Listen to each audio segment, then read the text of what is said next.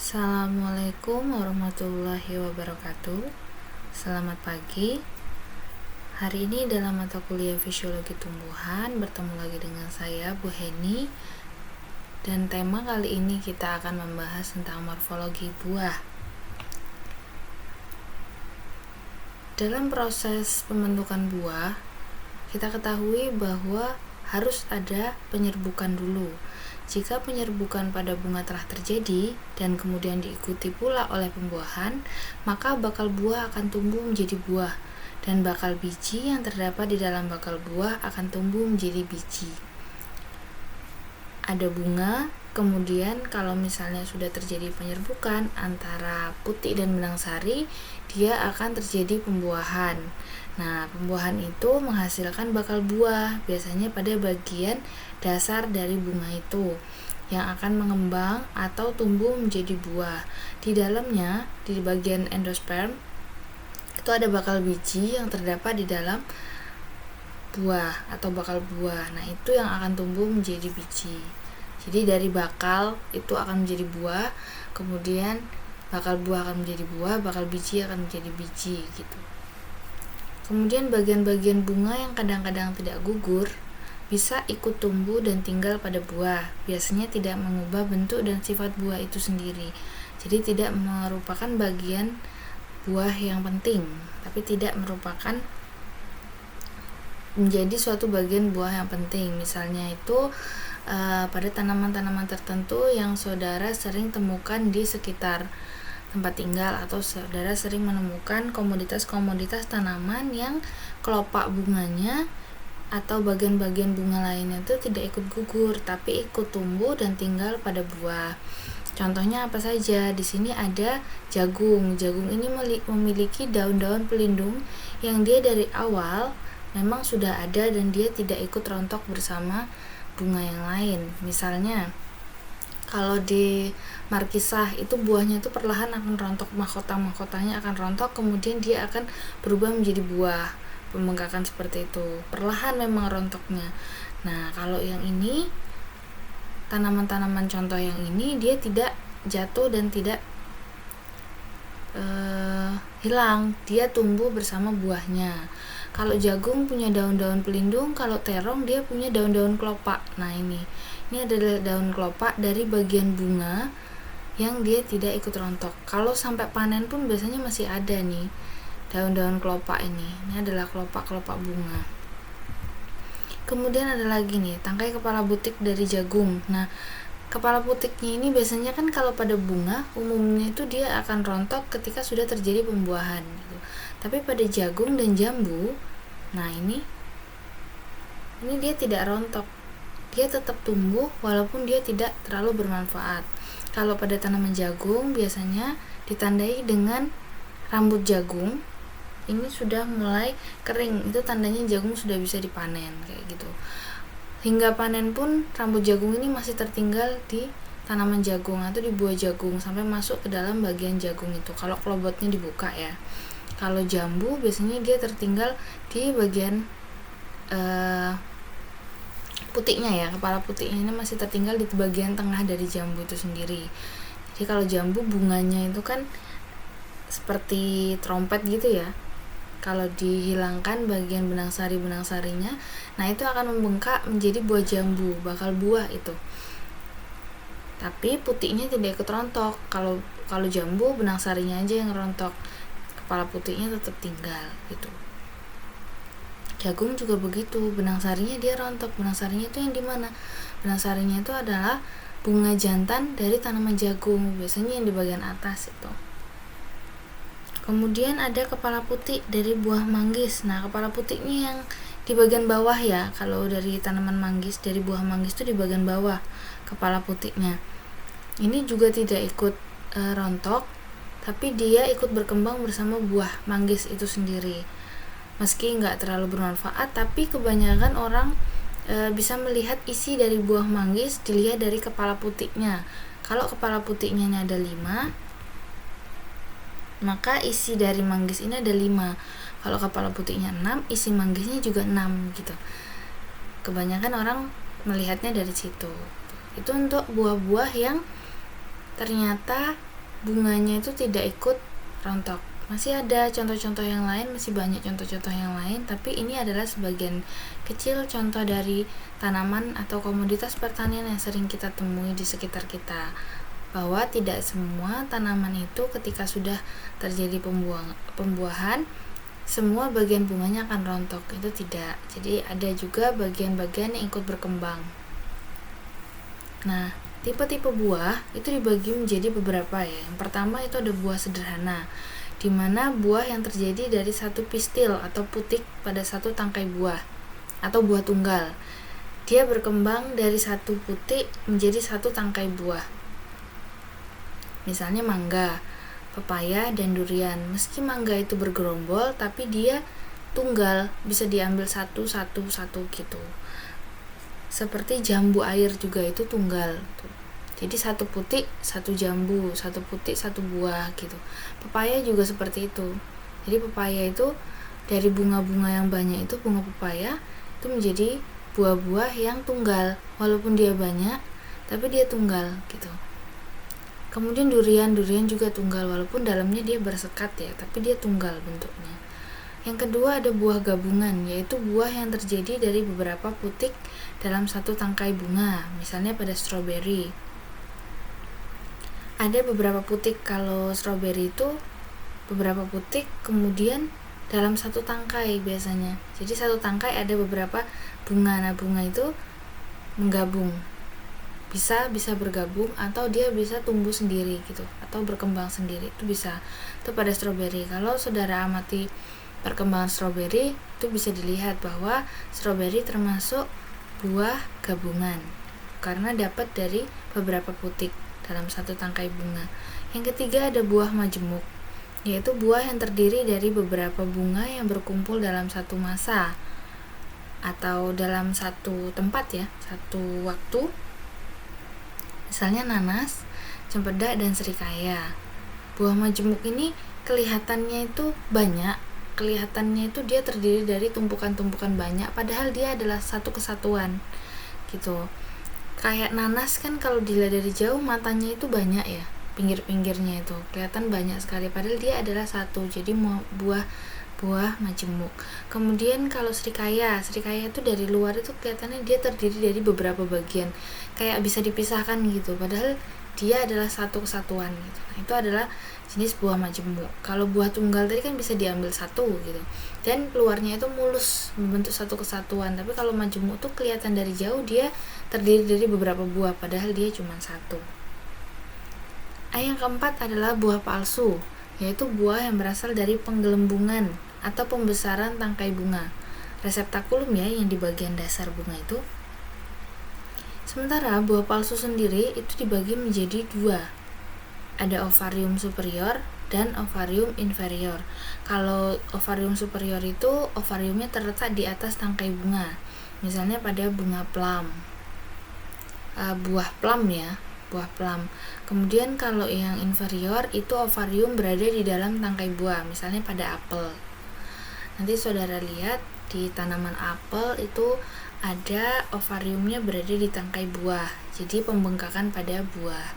Kalau di buah plum itu ovariumnya terletak di atas tangkai buah, jadi buahnya berada di ujung-ujung. Kalau apel buahnya dari batang gitu. Makanya tanaman apel itu dia berkayu karena apelnya itu tuh nempel di bagian batang, karena dia ovariumnya itu terletak di dalam tangkai buahnya. Kalau plum di atas tangkai buahnya, sehingga dia buahnya di ujung-ujung gitu. Tadi buah palsu ini biasa disebut dengan buah majemuk. Kalau terlihat buah palsu di kalangan umum itu dikatakan buah majemuk, tapi pada dasarnya buah palsu itu didasarkan karena ada pembengkakan atau penggelembungan di tangkai bunga gitu. Jadi buahnya itu berasal dari bunganya, penggelembungan atau pembengkakan pada tangkai bunga. Selanjutnya ada berdasarkan morfologi perikarpium sewaktu masak, maka buah dibedakan menjadi dua, buah basah dan buah kering. Kalau buah basah yaitu buah yang seluruh perikarpiumnya atau mesokarpiumnya itu basah, banyak mengandung air sewaktu masak. Banyak ya ini contoh-contohnya di negara kita bahwa buah-buah basah itu yang cenderung memiliki masa simpan yang sebentar gitu, gampang rusak gitu, perishable. Buah-buah hortikultura yang biasanya gampang rusak karena cenderung memiliki banyak air. Kalau banyak air itu kadang buahnya itu menjadi lunak sehingga gampang lecet, kemudian gampang terjadi pelukaan ketika pasca panen gitu.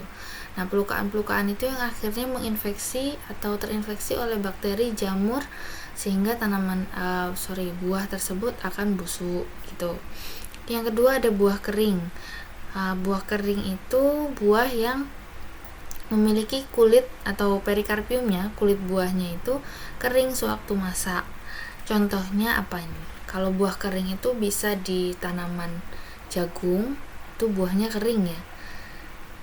Terus kacang hijau itu buah yang kulit buahnya kering sewaktu masak. Kalau buah basah tadi apa contohnya? Misalnya pepaya, kemudian ada serikaya, sirsa. Pokoknya daging buahnya itu dia basah, semangka misalnya, melon kayak gitu. Itu dia memiliki daging yang tebal, ada lapisan-lapisannya. Tapi kalau misalnya buah kering itu contohnya di tanaman-tanaman pangan biasanya, kayak padi juga bisa termasuk di buah kering. Jadi ada dua, kalau berdasarkan morfologi perikarpiumnya atau kulit buahnya itu buah dibagi menjadi dua, buah basah dan buah kering gitu. Kalau buah basah lebih kepada tanaman-tanaman horti, kalau buah kering lebih kepada tanaman-tanaman pangan ya. Walaupun kacang hijau itu belum termasuk tanaman pangan, tapi dia termasuk di buah kering juga. Padi, jagung, kacang tanah gitu. Dan buah kering ini cenderung bisa disimpan dalam jangka waktu yang lama, meski dengan perlakuan-perlakuan khusus agar tidak terserang hama gudang gitu pada saat penyimpanan. Sementara kalau buah basah ini biasanya disimpan dalam jangka waktu yang tidak terlalu lama karena sifat buahnya itu perishable dan dia memerlukan perlakuan khusus yang lebih dibanding buah kering. Misalnya pada perlakuan suhu dia harus lebih rendah karena kalau buah basah itu dipanen dia akan tetap melakukan transpirasi. Jadi dia gampang susut, gampang keriput kulitnya karena terus terjadi respirasi. Kalau buah basah diletakkan pada suhu yang dingin, maka respirasi tersebut akan terhenti sementara sehingga buah bisa lebih lama daya simpannya gitu.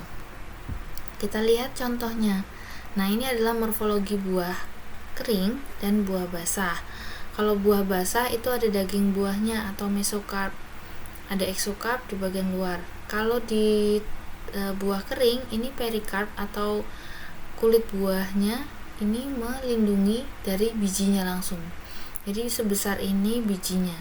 Tapi kalau buah basah itu bijinya di tengah, kecil kayak gitu. Fleshy fruit atau buah basah, dry fruit atau buah kering. Nah, ini perikarp yang melindungi ini semua. Kalau di buah basah itu adalah bagian-bagiannya. Kalau di buah kering itu cuma satu yang melindungi semuanya. Sementara ini ada eksokarp, mesokarp, endokarp, ada tangkai buahnya juga. Apa sih fungsi dari eksokarp, mesokarp, dan endokarp ini? Kita akan lihat. Fungsinya adalah yang pertama dinding buah yang terdiri dari eksokarp lapisan luar, kemudian mesokarp lapisan tengah, dan endokarp lapisan dalam. Jadi ini eksokarp bagian luar, lapisan luar, mesokarp bagian tengah, dan endokarp bagian dalam yang melindungi biji langsung. Tiga bagian ini tergabung dalam perikarp karena perikarp ini adalah lapisan buah, lapisan kulit ya, lapisan kulit buah. Sementara kalau di buah kering nggak ada tiga bagian ini gitu. Kemudian eksokarp sendiri dikenal dengan kulit buah. Kulit buah ada yang lunak dan ada yang keras. Kalau kulit keras umumnya terdapat pada buah kering ya, mengandung sedikit air seperti kacang tanah. Kulit lunak biasanya terdapat pada buah yang berdaging atau dia basah banyak mengandung air seperti tomat, pepaya. Lapisan luar buah ini terdiri dari jaringan epidermis yang dinding selnya tebal. Nah, ini adalah exocarp. Exocarp ini dinding bagian luar. Tadi ada contoh-contohnya, kalau untuk yang kulit kering itu apa, kulit basah itu apa. Kemudian yang kedua ada mesocarp. Lapisan ini dikenal juga dengan nama daging buah. Lapisan mesocarp merupakan lapisan paling tebal pada buah dan tersusun atas jaringan parenkim. Kalau ini tadi jaringan meristem, exocarp. Kalau mesocarp itu jaringan parenkim. Dia biasanya yang paling tebal di dalam bagian buah yang biasanya kita makan. Kalau di tomat, kemudian di pepaya, melon, semangka, kemudian apalagi, itu adalah bagian yang kita makan kalau mesocarp ya, bagian tengah atau daging buahnya. Sementara kalau endocarp sendiri itu adalah lapisan paling dalam pada buah dan biasanya mengelilingi biji. Endocarp ada yang lunak dan keras. Pada buah-buah berdaging yang tebal dan lunak, umumnya endocarp bersifat lunak. Pada buah kelapa, endocarpnya bertekstur sangat kaku dan keras yang kita kenal dengan tempurung kelapa. Endocarp tersusun atas jaringan epidermis dan sklerenkim. Pada buah-buah basah, biasanya endocarpnya ini lebih lembut. Contohnya pada tanaman melon misalnya, itu endocarpnya lembut. Kalau kita ambil bijinya kemudian kita tekan, yang melapisi biji itu namanya endocarp. Dia lebih lentur, biasanya lebih lembut kayak gitu. Sementara kalau di tanaman kelapa dia keras, yang melindungi lapisan luarnya itu adalah exocarp. Kemudian ada serabut kelapa. Nah, serabut kelapa itu termasuk dalam exocarp ya kalau di kelapa. Ada lagi yang mesocarp. Kalau serabutnya itu adalah mesocarp. Kemudian endocarpnya itu adalah tempurung kelapa itu sendiri. Nah, si kelapa yang kita parut itu yang putih itu biasanya yang kita pakai untuk santan ya. Ibu-ibu suka masak untuk santan, atau airnya kita minum itu adalah bijinya, biji dari kelapa. Sehingga kalau mau nanam kelapa lagi yang dipakai adalah itu, bagian kelapa itu. Tanaman lain atau buah lain yang endocarpnya lembut, pepaya bisa. Pepaya itu juga lembut. Kalau misalnya kita menggunakan biji sebagai bahan tanam selanjutnya, itu biasanya lapisan endocarpnya dihilangkan dulu. Bisa menggunakan abu, kemudian bubuan batu bata, kemudian bisa pakai pasir. Jadi menghilangkan lapisan endocarp. Nah, lapisan endocarp ini biasanya ada semacam cairan atau lendir gitu yang melindungi bijinya. Itu adalah pembatas antara daging buah dengan biji, endocarp. Ini tadi adalah pembahasan kita tentang biji. Nanti di pertemuan selanjutnya akan kita lanjutkan. Dan saya ada tugas buat saudara. Tugasnya gampang, ini tugas mandiri ya. Jadi mahasiswa merangkum jurnal yang sudah diberikan. Nanti jurnalnya akan saya letakkan di Sunan, jadi bisa diakses ya. Mahasiswa mengunggah resume jurnal ke laman Sunan dalam format PDF. Kalau Word nggak saya terima karena nggak akan terdetek di Sunan. Walaupun saudara bisa ngupload, tapi nggak akan saya nilai Word-nya. Kemudian yang ketiga, maksimal resume adalah 1 halaman. Gak usah banyak-banyak, jurnalnya cuma 10 halaman kalau nggak salah. Jadi resumenya 1 halaman aja gitu. Tugasnya nanti kira-kira waktunya kurang lebih seminggu. Saudara punya banyak waktu untuk mengerjakan tugas ini, dan saya harap bukan plagiasi. Jadi benar-benar dari hasil pikiran saudara, hasil tugas yang saudara buat. Karena harapan saya dari merangkum jurnal ini nanti saudara bisa mendapatkan ide-ide untuk misalnya mereview beberapa jurnal kemudian dijadiin satu jurnal kayak gitu, nanti yang bisa membantu saudara kalau pas lagi kerja di dunia pendidikan misalnya ya, untuk mereview jurnal atau meresum jurnal itu udah biasa gitu. Jadi dari mulai sekarang dilatih untuk meresum jurnal. Nah, dari tugas yang kemarin, tugas sebelumnya itu saya menemukan beberapa jurnal yang kurang sesuai menurut saya. Memang saudara belum diberi materi tentang apa itu jurnal, tapi saya sudah yakin bahwa seorang mahasiswa itu sudah tahu ciri-ciri jurnal. Kemarin saya sudah memberikan beberapa feedback di Sunan, di tugas sebelumnya. Ada yang mengunggah artikel ilmiah, jadi dia seminar nasional, memang mirip dengan jurnal. Kalau seminar nasional itu bentuknya PDF, kemudian dia ada nama seminar nasionalnya, misalnya Seminar Nasional Indonesia, kayak gitu. Itu ada dia di bagian kop dari naskah itu, tapi dia bukan jurnal karena dia tidak masuk dalam proceeding, kayak gitu. Dia tidak tergabung dalam jurnal-jurnal dan tidak diterbitkan dalam satu volume misalnya, kayak gitu. Ada lagi yang ngupload skripsi karena tahu itu adalah formatnya PDF, jadi skripsinya diunggah sekian ratus halaman. Nah, itu kurang tepat ya, karena kita jurnal itu ada ciri-cirinya gitu. Nah, sebentar saya akan bahas tentang ciri-ciri jurnal. Jadi saya harap saudara kedepannya gak akan salah ketika nanti disuruh mencari jurnal atau ada tugas lain untuk mereview jurnal, saudara gak salah gitu ya, tentang ciri-ciri dari jurnal itu. Ini saya beri contohnya, contoh jurnal. Di sini ada jurnal simbiosis 2, 1, 112 hingga 121. Apa ini artinya? Jurnal simbiosis 2. Ini adalah nama jurnalnya. Nama jurnal yang dimiliki oleh jurusan Biologi FMIPA Universitas Udayana.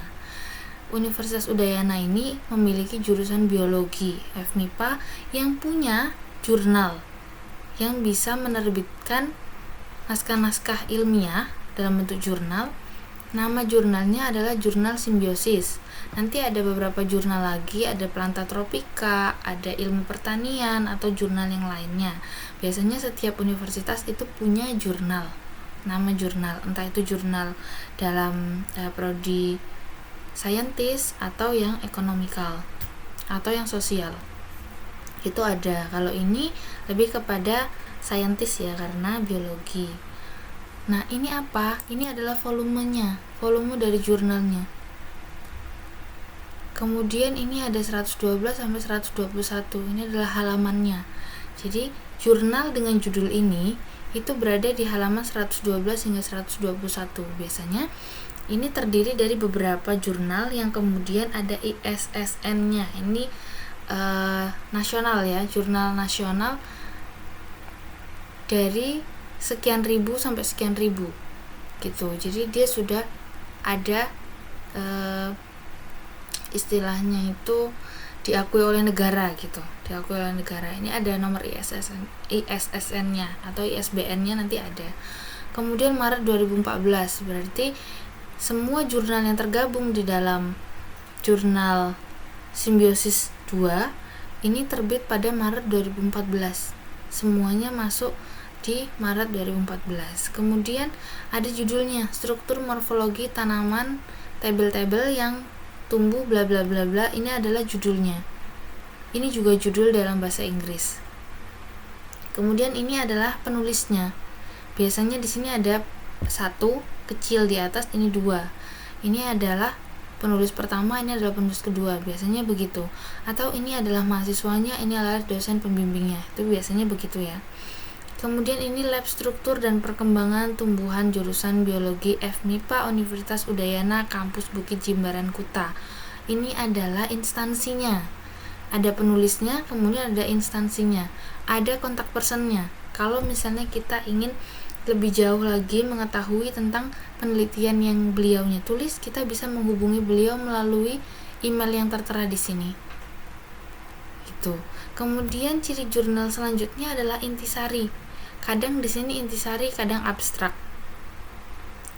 Ada beberapa jurnal yang memberikan intisari dan abstrak di bawahnya gitu. Walaupun jurnal nasional dalam bahasa Indonesia, tapi beberapa jurnal menghendaki abstraknya dalam bahasa Inggris gitu. Jadi bukan intisari. Kalaupun ditemukan jurnal nasional yang di sini tulisannya intisari, itu nggak apa-apa, karena pada dasarnya intisari dan abstrak itu sama aja gitu. Dan biasanya jurnal itu memiliki, biasanya ya pada umumnya itu dia akan memiliki 2 kolom. atau dibuat satu kolom juga nggak apa-apa, nggak masalah, tapi dia selalu punya ciri-ciri nama jurnalnya, kemudian dimiliki oleh instansi siapa, ada tahun terbitnya 2014, kemudian ada penulis, ada instansi, ada kontak person, ada intisari, ada judulnya. Nah, ini adalah contoh jurnalnya. Itu saja yang bisa saya sampaikan. Terima kasih atas waktunya, kurang lebihnya saya mohon maaf, semoga bermanfaat.